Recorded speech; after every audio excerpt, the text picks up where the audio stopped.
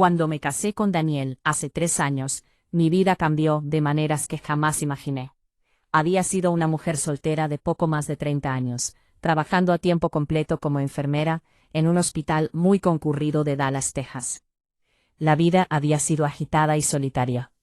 Pero cuando conocí a Daniel, un arquitecto amable y confiable, todo pareció tener sentido por fin. Tenía un hijo adolescente llamado Ethan de su primer matrimonio. En ese momento, Ethan tenía 14 años, y, como la mayoría de los chicos de su edad, era tímido, reservado, y a menudo se encerraba en su habitación con sus videojuegos. Al principio, no sabía cómo conectar con él. No era su madre, y no quería extralimitarme, pero sí quería ser una presencia constante en su vida. Alguien a quien pudiera acudir si necesitaba consejo, ayuda con la escuela, o simplemente alguien con quien hablar cuando la vida le resultara abrumadora. Poco a poco, con el tiempo, noté pequeños avances. Empezó a dejar la puerta abierta cuando yo pasaba. Me ayudaba a descargar la compra sin que se lo pidiera. Y a veces incluso se unía a Daniel y a mí para ver películas. Esos pequeños gestos significaban mucho. Me demostraban que tal vez, solo tal vez, Ethan estaba empezando a aceptarme. Un sábado por la tarde, después de trabajar turnos seguidos en el hospital, llegué a casa completamente agotada.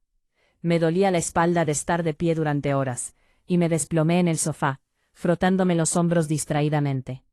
Daniel no estaba en casa. Había ido a Houston para una presentación de trabajo, y no regresaría hasta el domingo por la noche. Solo estábamos Ethan y yo en casa. Ethan bajó las escaleras con un tazón de cereal, aunque ya era media tarde. «Te ves cansada», dijo en voz baja, sorprendiéndome. Normalmente no comentaba mucho sobre mi aspecto. Reí débilmente. Eso es quedarse corto. 12 horas en el hospital ayer, y otras 10 hoy. Siento la espalda como si me hubiera atropellado un camión. Dudó un momento, y luego preguntó, «¿Quieres que te ayude?» Como si dijera, darte un masaje en los hombros, o algo así. Me sorprendió la oferta. Era inusual que se ofreciera así. Pero la verdad era que me dolía mucho la espalda, y no quería rechazar su intento de ser amable. En realidad, sí, dije con una pequeña sonrisa. Si no te importa, sería genial. Me senté en el sofá, mientras Ethan se paraba detrás de mí, colocando torpemente sus manos sobre mis hombros. Al principio, sus movimientos eran torpes, como si no estuviera seguro de lo que estaba haciendo. Pero después de unos momentos, pareció encontrar un ritmo, presionando suave pero firmemente contra la tensión en mis músculos. Solté un suspiro de alivio. Vaya, Ethan, en realidad eres bastante bueno en esto. Se rió nerviosamente. Supongo que vi un video una vez. Papá siempre se queja de su espalda, después de trabajar hasta tarde. Cerré los ojos, disfrutando de la comodidad inesperada. Pero entonces, de la nada, la voz de Ethan se volvió temblorosa. ¿Puedo decirte algo?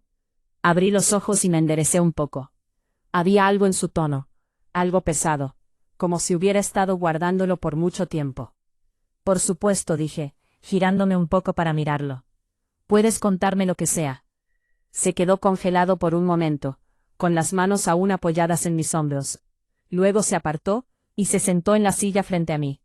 Su rostro estaba pálido, su cereal olvidado en la mesa de café.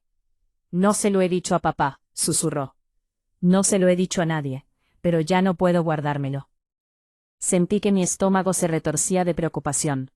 Ethan, ¿qué pasa? Bajó la mirada hacia sus manos. Me removía nerviosamente. Algo está pasando en la escuela. Algo malo, y no sé qué hacer. Me incliné hacia adelante, prestándole toda mi atención. Durante la siguiente hora, Ethan se abrió de una manera que nunca antes había visto. Me contó cómo lo habían acosado en la escuela. No solo un par de chicos, sino un grupo que parecían tenerlo en la mira todos los días. Se burlaban de su ropa, de su carácter callado, e incluso del hecho de que sus padres estuvieran divorciados.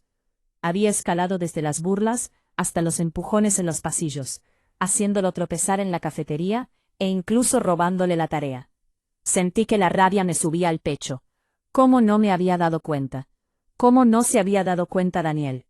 Ethan siempre había parecido callado, pero nunca me di cuenta de que detrás de ese silencio había miedo y dolor. La cosa empeora, dijo, con la voz temblorosa.